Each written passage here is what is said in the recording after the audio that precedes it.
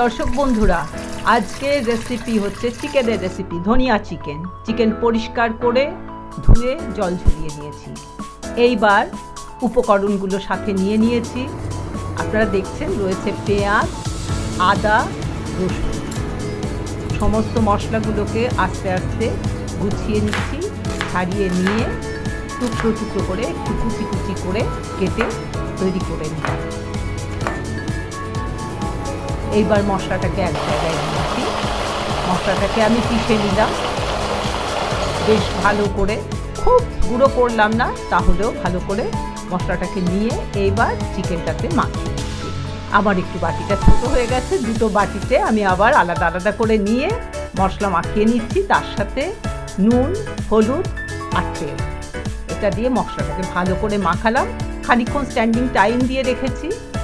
এই সাথে রয়েছে একটা মশলা তৈরি করব, সেই মশলাটা কড়াইতে দিয়ে দিলাম। ধনে, তার সাথে রয়েছে ছোট এলাচ, দারচিনি, লবঙ্গ, সেটাকে আলাদা করে নামিয়ে রেখেছি। মশলাটাকে ক্রাশ করে গুঁড়ো করে নিয়েছি।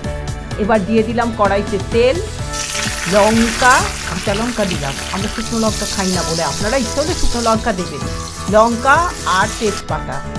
এবার ওর মধ্যে আমি চিকেনটাকে ঢেলে দিচ্ছি। সমস্ত চিকেনটা দিয়ে দিলাম।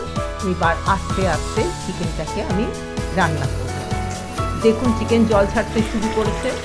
এবার নেড়ে চেড়ে চিকেনটা, মশলাটা ভাজা ভাজা হয়ে এসছে।